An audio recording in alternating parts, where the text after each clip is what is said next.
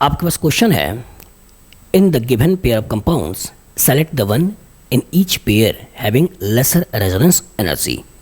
यहाँ पे कुछ पेयर ऑफ कंपाउंड्स लिखे हुए हैं और इन्हीं में रेजोनेंस एनर्जी में कंपैरिजन करना है। चलिए सोचते हैं। सबसे पहले बात आ रही है रेजोनेंस एनर्जी। तो रेजोनेंस एनर्जी होता क्या है? मोस्ट स्टेबल हाइपोथेटिकल और रियल स्ट्रक्चर के बीच का जो एनर्जी डिफरेंस है, इसी एनर्जी डिफरेंस को हम बोलते हैं रेजोनेंस एनर्जी है। मॉलिक्यूल जितना ज़्यादा स्टेबल होगा, दैट मीन्स उसका रेजोनेंस एनर्जी उतना ज़्यादा होगा। मॉलिक्यूल जितना ज़्यादा अनस्टेबल होगा, उसका रेजोनेंस एनर्जी उतना कम होगा।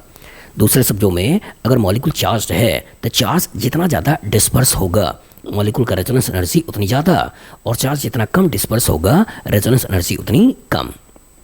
रेजोनेटिंग स्ट्रक्चर बना रहे हो तो जो इक्विवेलेंट रेजोनेटिंग स्ट्रक्चर मिलेंगे तो उसमें रेजोनेंस एनर्जी ज़्यादा होगा। नॉन इक्विवेलेंट रेजोनेटिंग स्ट्रक्चर बनेंगे, उसमें रेजोनेंस एनर्जी कम होगा।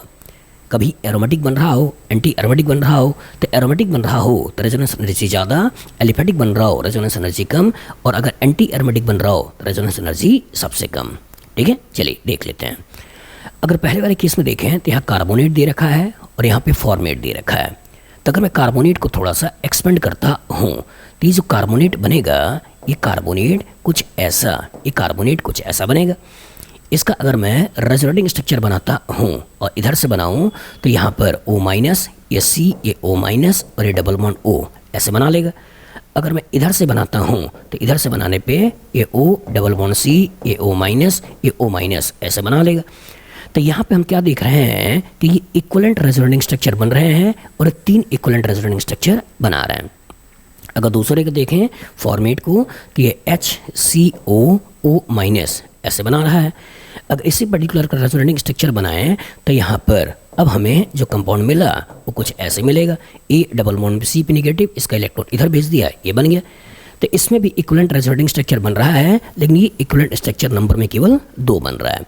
तो ज़्यादा इलेक्ट्रॉन का डिलोकलाइजेशन होना, ज़्यादा इलेक्ट्रॉन का डिस्पर्स होना, स्टेबिलिटी ज़्यादा होना, तो रेजोनेंस एनर्जी भी ज़्यादा होना।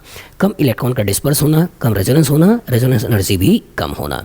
तो जो क्वेश्चन पूछ रहा है, in the given pair of compound select the one in pair having lesser resonance energy, कम वाला सोचना है। और जो कम वाला सोचना है तो हमारा आंसर कौन सा हो गया? ये वाला। इसमें आ जाओ। तो इसको अगर ध्यान से देखो तो साइक्लिक है, sp2 है, प्लानर है, लेकिन इलेक्ट्रॉन्स का नंबर 1 2 3 4, दैट में से एंटी एरोमेटिक है। तो सिस्टम साइक्लिक है, sp2 है, प्लानर है, लेकिन पाई इलेक्ट्रॉन का नंबर रिंग के अंदर 4n पाई को फॉलो कर रहा है। ये कंपाउंड आपका एंटी एरोमेटिक है और ये कंपाउंड आपका एलिसाइक्लिक है। और जो एलिसाइक्लिक है तो एंटी एरोमेटिक की स्टेबिलिटी कम होती है, एलिसाइक्लिक की स्टेबिलिटी ज़्यादा होती है। तो दैट मीन्स इसी पर्टिकुलर का रेजोनेंस एनर्जी भी कम होगा, इसका रेजोनेंस एनर्जी ज़्यादा होगा। यहाँ पे आ जाए तो अगेन सिस्टम साइक्लिक है, sp2 है, प्लानर है और 4n को फॉलो कर रहा है। और जो 4n को फॉलो कर रहा है कंपाउंड, अगेन ये एंटी एरोमेटिक है। इसको देखें तो एलिफेटिक है। तो एंटी एरोमेटिक की रेजोनेंस एनर्जी कम होती है और एलिफेटिक की रेजोनेंस एनर्जी ज़्यादा होती है। इसमें आ जाए। अब यहाँ देखिए सिस्टम साइक्लिक है, sp2 है, प्लानर है और पाई इलेक्ट्रॉन का नंबर केवल 2 है। तो 2 है, दैट मीन्स ये एरोमेटिक है। और यहाँ सिस्टम साइक्लिक नहीं है, ओपन चेन है, एलिफेटिक है। तो एरोमेटिक की स्टेबिलिटी ज़्यादा होती है और एलिफेटिक की स्टेबिलिटी कम होती है। तो इसका रेजोनेंस एनर्जी भी ज़्यादा होगा, इसका रेजोनेंस एनर्जी कम होगा। ये बना लो।